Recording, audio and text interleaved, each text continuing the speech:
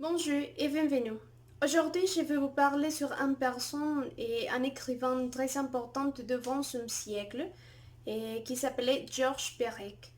Dans ces vidéos, vous allez voir la biographie, quelque chose sur la biographie de cet auteur le plus importante et les choses aussi plus remarquables qui ont fait partie de son vie professionnelle et qui ont marqué son style professionnel et comme écrivain. Et après, je vais vous parler un peu sur la manière qu'il a utilisé pour écrire et les caractéristiques de son écriture. Finalement, vous allez voir une petite analyse sur l'un des ouvrages de cet auteur qui s'appelait La disparition, que c'est l'un des plus importants qu'il a écrit. Et aussi, je vais vous raconter que j'avais choisi cet auteur parce que je suis attirée à l'effet curieux, à la curiosité. Et cet auteur a écrit quelque chose et quelques ouvrages fantastiques avec beaucoup d'imagination. Donc c'est pour ça que je l'avais choisi. Je pense que c'est important et qu'il a inspiré beaucoup de personnes et quelques autres auteurs très importants avec le style unique qu'il a utilisé pour écrire et la créativité aussi qu'il a utilisée. Donc, bienvenue et j'espère que vous le profitez. Il est né en 1936 à Paris. Il était un écrivain et verbicruciste français très important pour le XXe siècle. Et pour cet auteur et de cet auteur, on dit que c'est très remarquable la créativité et l'imagination qu'il a utilisée pour les écrits et les ouvrages qu'il a fait.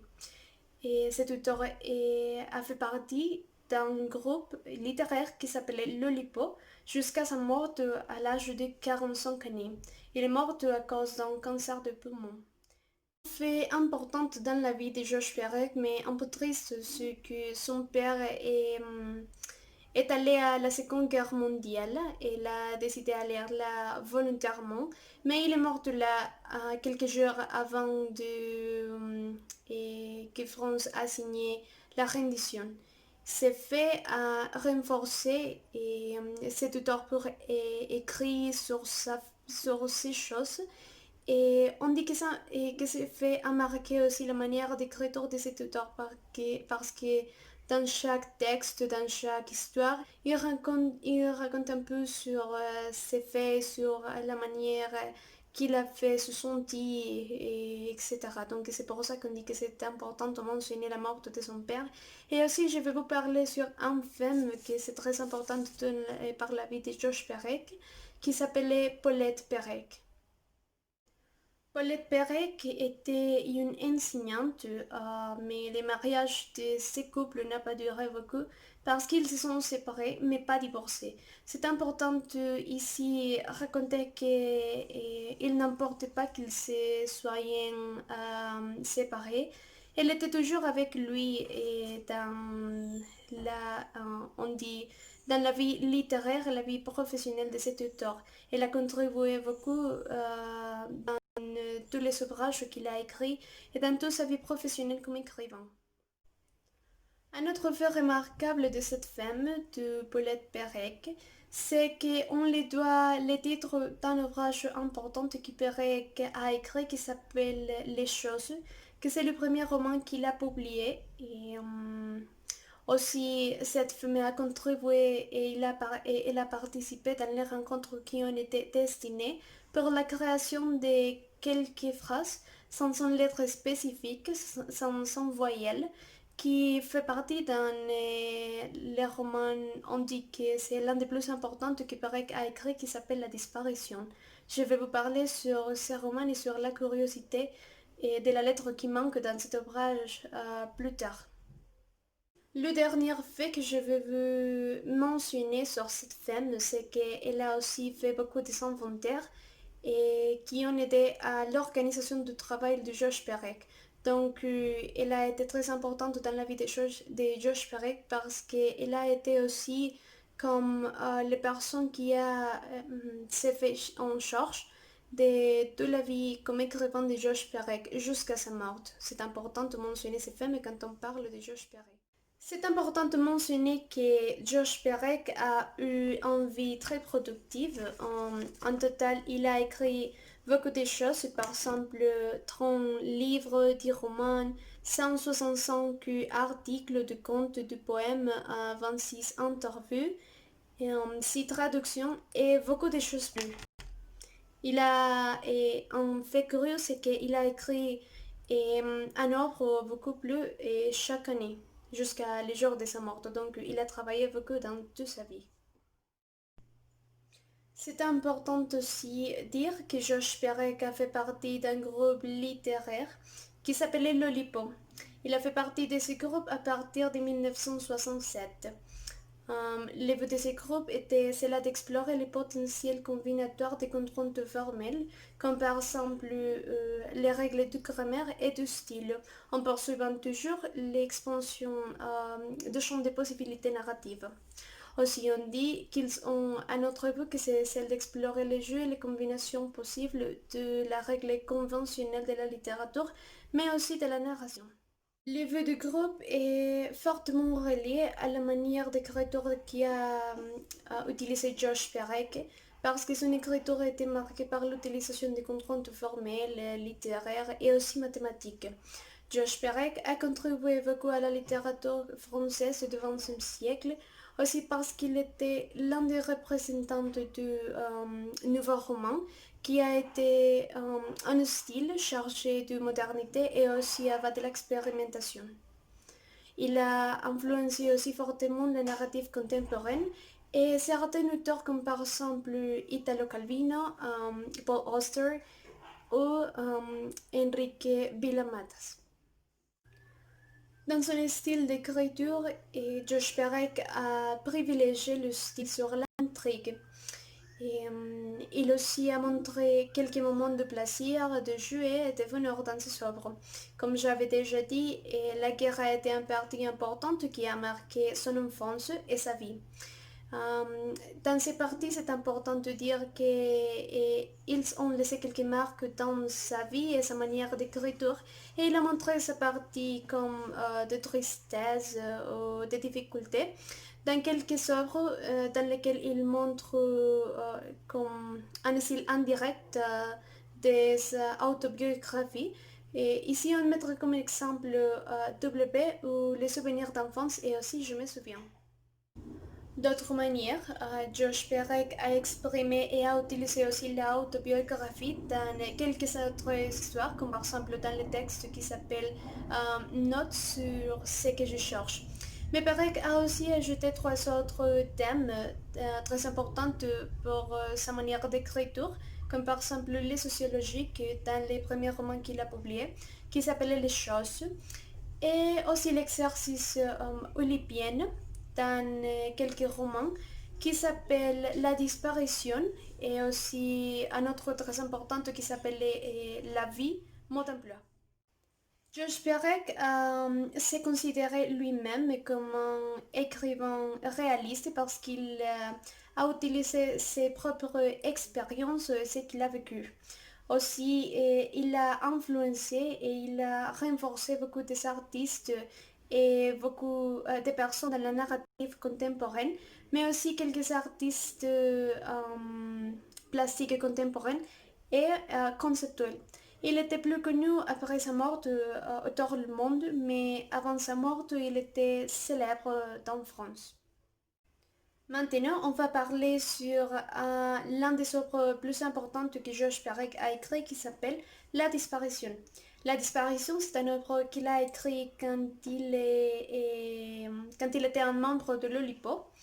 Et la curiosité de cette œuvre, c'est qu'il a écrit cette œuvre sans utiliser la lettre U, que c'est une lettre très importante pour les langues françaises. On dit que la comparaison, c'est comme on n'a pas utilisé la lettre A dans l'espagnol. Et c'est très curieux parce que je pense il a été beaucoup de travail parce qu'il a été plus de 300 pages et dans ces 300 pages, il n'a utilisé jamais la lettre E. Donc je pense que c'est incroyable. Et dans ces moments, je vais lire une partie de cette œuvre pour vous montrer la manière qu'il a utilisée pour écrire. Donc, quelques faits importants avant de parler dans l'extrait de cette œuvre, c'est dire qu'il et il forme part du quatrième roman qui a été publié par l'écrivain Josh Perek et il a été publié en 1969 et il fait partie de la collection qui s'appelle Lettres nouvelles. Et c'est un roman intrigant qui a été écrit comme un lipogramme où la lettre E est omise. Donc on peut voir dans ce livre et dans l'exemple que je vais vous mettre qu'il n'utilise jamais la lettre E. Et Parek explique que sa motivation initiale était d'écrire un gros lipogramme, pas un roman, pas un livre très long, mais que l'intrigue est développée et en situation comme ça, quand il était à écrire et il a vu qu'il pourrait faire un roman, il a décidé de continuer et continuer aussi avec le lipogramme. L'intention de cet auteur était de créer un livre différent des autres, un livre qui était influent et avec un esprit critique pour tous les lecteurs, selon la langue utilisée par le groupe d'expérimentation linguistique qui s'appelait Lolipo. L'omission de cette voyelle dans ce roman correspond à une contrainte phonétique.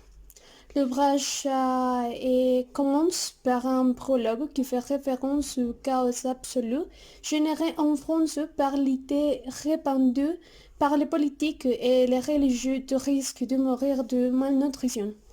Et on continue, et dans le livre, on continue avec une division de son chapitre intitulé des noms propres et ils ont été énumérés et à partir du numéro 2 jusqu'au numéro 6. Et vous pouvez voir dans l'écran un extrait très long, mais je ne veux pas lire tout l'extrait, seulement une petite partie. Un tom voile n'arrive pas à dormir. Il allume.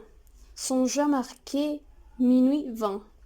Il pousse un profond soupir, s'agite dans son lit, s'appuyant sur son poulachon. Il prit un roman, il l'ouvrit, il lut, mais il n'y essayait qu'un imbroglio confus. Il votait à tout instant sur un mot dont il ignorait la signification. Il abandonne son roman sur son lit, il alla son lavabo, il mouille un grand qu'il passa sur son front, sur son cou. Et je vais arrêter ici parce que si je continue à lire, je vais faire ces vidéos plus longues, mais j'ai vu dire dans ces parties que vous pouvez voir ici et vous pouvez continuer avec la lecture. Et comme vous pouvez voir ici, il n'utilise jamais la lettre E. Il utilise la conjuration du verbe et il utilise quelques synonymes de mots, mais il n'utilise jamais la lettre. Donc c'est un lipogramme parfait, on dit que parfait. Et pour cette écriture et pour ce livre, il a utilisé beaucoup d'imagination, de curiosité. Et dans les commentaires de ces vidéos, vous pouvez voir un lien et sur une interview qu'il a fait, sur laquelle il raconte un peu quelle a été l'idée ou quelle a été comme la manière qu'il a utilisée pour créer cette œuvre et qui a été comme ce qui lui a inspiré pour créer ce roman, qui c'est en premier lieu et que c'était très bizarre, mais qui finalement était l'un des meilleurs romans du XXe siècle. Cet roman a beaucoup de critiques et personnes qui ont été intéressées, mais il y a une personne qui a décrit ce roman et qui a dit que ce roman fonctionne à trois niveaux. Le premier, c'est le stylique, et le deuxième, c'est un truc policier, et finalement, un saga familière. Et la disparition est peut-être lue comme une parodie d'une histoire policière. Là, on dit que les personnes qui ont les peaux blanches et les personnes mauvaises dans cette histoire. Donc, pour finir ces vidéos, je vous invite à voir les vidéos et les liens que je vais laisser dans les commentaires. et voir la manière de cet écriteur et voir l'imagination avec laquelle il a écrit toutes ces histoires. Pas seulement ce qui s'appelle La disparition, mais aussi quelques autres, comme par exemple La vie mode emploi, que c'est un autre roman très important qu'il a écrit et qui est très célèbre et on dit auteur du monde. Merci beaucoup.